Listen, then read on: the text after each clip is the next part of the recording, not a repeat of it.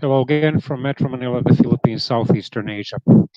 Twice, Quebec, Canada's only majority French speaking province, has tried by a referendum by a direct vote of its eligible voters to break away from the rest of Canada. The first attempt was made on May the 20th, 1980, the second one on October the 30th, 1995. No new independence referendum has been scheduled, although since the October 2018 provincial elections, Quebec has been governed by another conservative and nationalist party, the Quebec Future Coalition, Coalition Avenir Québec. Interestingly enough, the Parti Québécois or Quebec Party and its federal wing, the Bloc Québécois or Quebec Bloc or Alliance, are both considered left wing parties. Many sovereigntists, as they prefer to call themselves, believe that Quebec should break away from the rest of Canada and then have economic ties with the rest of Canada, similar to those between the member states of the European Union. No wonder across the North Atlantic Ocean in Scotland, also a number of uh, sovereigntists or separatists there propose that um, the future relationship between Scotland and the remainder of Britain would be similar to that between member states of the European Union. Um, Quebec had for a long time this desire to be maître chez nous, to be masters at our own house. Even though clear or even a great majority of the population was French speaking, the English speaking business leaders and their enterprises did hold much economic power. During the long premiership of Maurice Duplessis of the Union Nationale, which was a conservative and nationalist party but did not advocate full independence for Quebec, he was premier from 1936 to 1939 and again from 1944 to 1959. Little was done to modernize Quebec's society. Indeed, his long premiership was nicknamed Le Grand Noirceur, or the Great Darkness. He died suddenly in September 1959. His first successor, Paul Sauvé, died equally suddenly in January 1960. And later in 1960, provincial elections were held, which brought the Liberals to power under Jean Lesage. And he announced the start of the quiet revolution, La Révolution Tranquille, held the premiership until 1966. He was replaced by the nationalist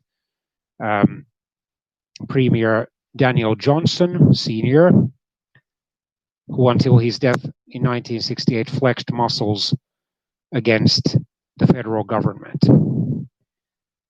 At issue was the extent to which Quebec should have control over its employment and immigration policies, and the extent to which Quebec should have the right to determine which languages should be studied and in which languages instruction or teaching should be offered at its public schools. Eventually, in the 1970s, two laws were passed which greatly restricted the amount of English education available. If I remember correctly, only those Quebec students whose parents have been educated in English in Quebec can study at English language public schools or something similar. Also in the businesses, the French language signs have to be more prominent than the English language signs. I can understand, of course, from the viewpoint of their effort to trying to protect Quebec's French-speaking culture and the French language dialects spoken in Quebec, because aside from Quebec, there are rather few areas in North America where French is commonly spoken. That you can find enclaves somewhere in New England, northeastern United States, in Louisiana, the so-called Cajun areas in southern United States. But even there, the surrounding English-speaking majority is making inroads. Of course, there are moderates in Quebec, like there are moderates in the rest of Canada, who would like to work out a reasonable compromise between Quebec and the rest ratified the 1982 Canadian Constitution. There have been two major attempts to help Quebec ratify it. The first was known as the Meech Lake Accord, which failed in June 1990. The second was the Charlottetown Accord, which failed in a national referendum in October 1992, even though it was only an advisory referendum. And many English-speaking Canadians thought that Brian Mulroney, who was then the Canadian Prime Minister and who was a native of Quebec and he's still alive, although he's of Irish origin, but Irish Canadians in Quebec often can be French by adoption or French Canadians by adoption, and he's fluently bilingual. They were saying that while Canada was suffering from one of its deepest recessions in modern times, Mulroney was spending far too much time to appease the Quebec nationalists and sovereigntists. And there are many English-speaking Canadians, especially in the four western provinces, British Columbia, Alberta, Saskatchewan, and Manitoba, who basically think that, or even say out loud, that official bilingualism means that French is being shoved down their throats. That if people want, because they love foreign languages, to study French, then that's okay. But in their opinion, forcing students to take those compulsory French courses is not right. And there are, of course, Quebecers who think that they would be better off not having to study English, although, of course, if they want to communicate with the rest of the world, they had better learn English. So the irony was in 1980 that Quebec and Canada had prime ministers in Quebec, of course, called the Premier in English, but le Premier Ministre in French. Le Premier Ministre québécois, contrary to le Premier Ministre canadien. Both were from Quebec. René Lévesque, the provincial prime minister since November 1976, a former journalist of Radio-Canada, the French language wing of the Canadian Broadcasting Corporation, who actually spoke English reasonably well. I know this because I've watched a video of his question and answer session at a Canadian university, I think in 1968, that while he had an obvious accent, his English was definitely understandable and reasonably fluent. And then Pierre Trudeau, who had been the Canadian Prime Minister since April 1968 and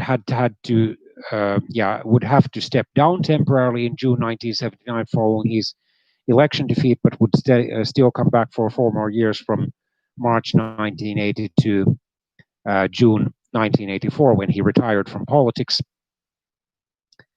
They both were Québécois, French-speaking Quebecers. They both loved the Quebec culture, but Trudeau wanted Canada to stay united, while Lévesque had come to the conclusion that it was better for Quebec in order to protect its French language culture and its internal self-government to become fully independent.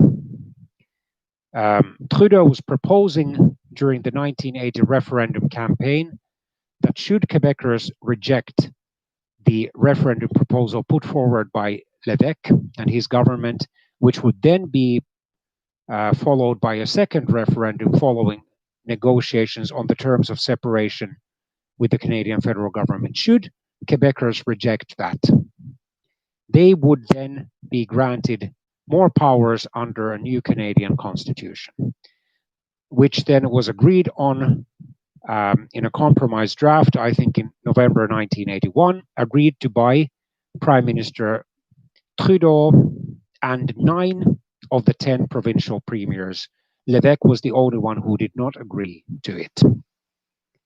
It was signed by the British Queen, who, because of the Commonwealth of Nations system, is nominally the head of state of Canada, also Elizabeth II, and Prime Minister Trudeau in Ottawa on Parliament Hill in April 1982. L'évêque would serve as the Quebec Prime Minister until June 1985, when he resigned. He then returned to his first passion, journalism, and he died of a heart attack in November 1987, having been a heavy smoker for decades. Trudeau would pass away in September 2000. So, in 1980, over 59% of the participating Quebec voters opposed, giving their government, provincial government, the mandate to negotiate the terms of separation with the Canadian government, and then have the result of those negotiations, the agreement produced by them, put to a second referendum. In October 1995, it was much, much closer. According to the official results, only 50.6% rejected the referendum proposal, which, interestingly enough, did not include the putting of the submission of the negotiation result to another referendum. So only 50.6% of the participating Quebec voters voted against the second independence referendum proposal. 49.4% voted in favor, although Professor Markku Henriksson, who has taught, he's most likely retired by now, but who taught North American studies for many years at Helsinki University, in his History of Canada book, cited a source which claimed that actually the accurate result would have been 52% against, 48% in favor. In other words, that there would have been some manipulation of those ballots. Be that as it may, the second referendum yielded a much closer result. The Parti Québécois had been in power since 1994, and its militantly talking leader, Premier Jacques Parizeau, had promised this independence referendum. Shortly before the referendum was held, the Canadian Prime Minister Jean Chrétien, also a Quebecer, but a liberal just like Pierre Trudeau had been, spoke on the Canadian national television urging the Quebecers to vote for unity. And he too promised, just like Trudeau had done back in 1980, to give the Quebecers more self-government. So let's look at the details. First, of the 1980 referendum. Yeah, the official result was 59.6% against, 40.4% in favor. The turnout, including the rejected ballots, was 85.6%, and in all, about 83.9% cast valid votes.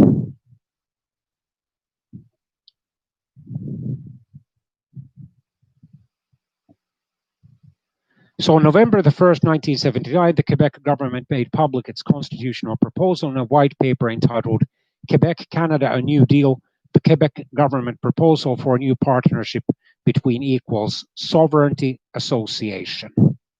A dramatic change occurred in Ottawa on December the 11th, 1979, when a series of confused phone calls led the Nationalist Social Credit members of the House of Commons to abstain from a budget vote. However, even if the 5 remaining social creditors or créditistes had all voted with the progressive conservatives who were present on December the 13th, 1979, against the non-confidence motion introduced by a New Democrat called Bob Rae, the government would still have been defeated by a single vote.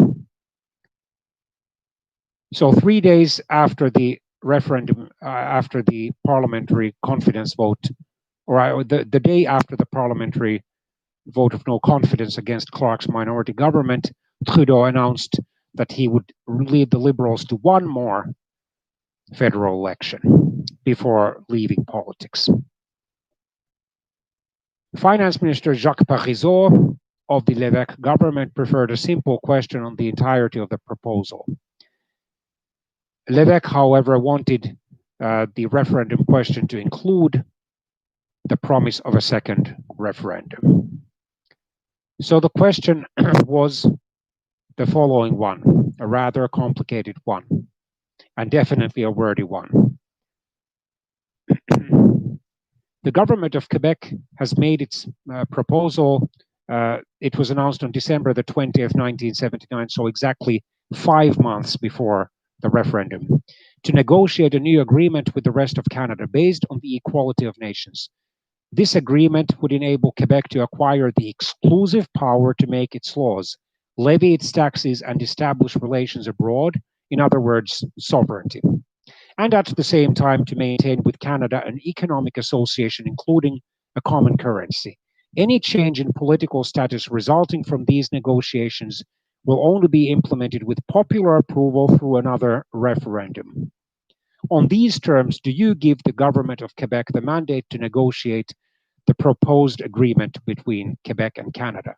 By contrast, the 1995 referendum question was a lot simpler and briefer. In French, acceptez-vous que le Québec devienne souverain? Après avoir offert formellement au Canada un nouveau partenariat économique et politique dans le cadre du projet de loi sur l'avenir du Québec et de l'entente signée le 12 juin 1995. Or in English, do you agree that Quebec should become sovereign after having made a formal offer to Canada for a new economic and political partnership within the scope of the bill respecting the future of Quebec and of the agreement signed on June the 12th, 1995? The Liberals, who then formed the official opposition in the Quebec provincial legislature known as l'Assemblée nationale or National Assembly, presented their constitutional proposal known as the Beige Paper on January the 10th, 1980, which advocated a decentralized Canadian federation.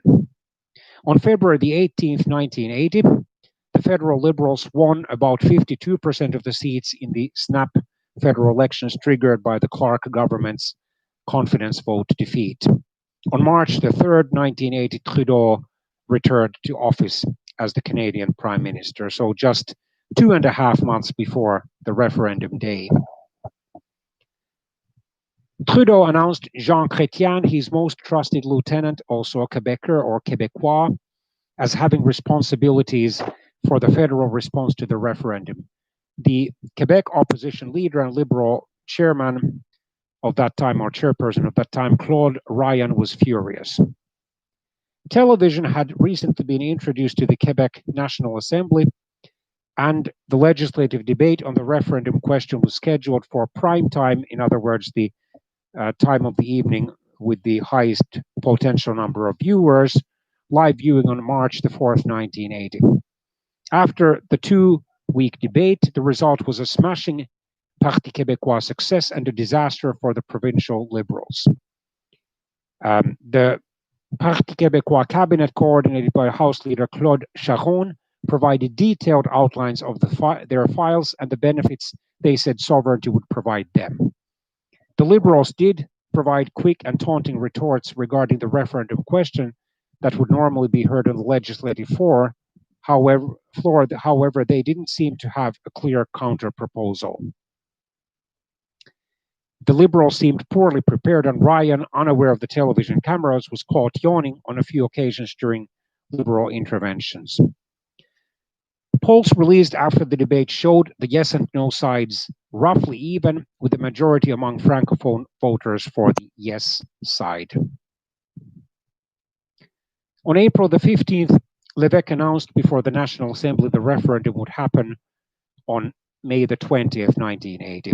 On the same day, in the House of Commons, the Canadian Federal Parliament's lower directly elected and by far the more powerful House, Prime Minister Trudeau announced that the Canadian federal government would not negotiate sovereignty association under any circumstances, as he considered the question too vague and the Canadian government's authority too uncertain to do so.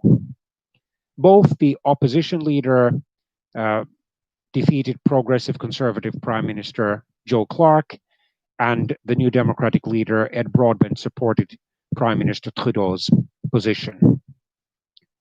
The Yes campaign was in the initial stages low-key, focusing on gaining broad acceptance of sovereignty association through specialized regroupments that would be presented with special certificates at ceremonies led by Levesque and other cabinet ministers. The No campaign led by Ryan was run as a traditional election campaign, with Ryan campaigning during the day and making speeches in local ice hockey arenas across rural Quebec. On May the 14th, so just 6 days before that referendum, Trudeau made his final appearance at a packed Paul Sauvé arena, where the Parti Québécois had celebrated their victory back in November 1976. Trudeau attacked the Yes campaign for not asking a clear question and stated that a Yes vote was a dead end, given that the rest of Canada was not bound by the question and that it was too vague to pursue independence if negotiations were refused. So, approximately 2,188,000 Quebec voters voted against the referendum question, while about 1,486,000 voted for it. Then in the 1995 independence referendum, the result was much, much closer. About 2,308,000 Quebec voters, according to the official results, voted in favor. About 2,363,000 voted against. Yes, just a few minutes. Yeah. So the same evening, Jacques Parizeau made a controversial speech in which he did not at all try to reach out to the to Quebec's ethnic minorities like the English and Italian Canadians, let alone the Aboriginal Canadians, but instead he appealed to the Francophone Quebecers so that they would increase their support to, was it 63 or 64% of their share of the population, and that would be enough. The speech was, of course, denounced as too ethnocentrist or even racist, and already the following day, on October the 31st, 1995, Premier Parizeau announced his resignation, and he was replaced in early 1996 by Lucien Bouchard, ironically a former Progressive Conservative federal cabinet minister, as the Premier of Quebec. In his speech, Parizeau blamed the money, meaning that the No side was much better funded. Well, to some extent he was right, and the ethnic votes for the defeat. But also his controversial and sharp-tongued behavior and personality could be considered one reason for the defeat, and also the possibility or probability of a rather large exodus of non-French speaking minorities from Quebec should the second referendum on independence have passed.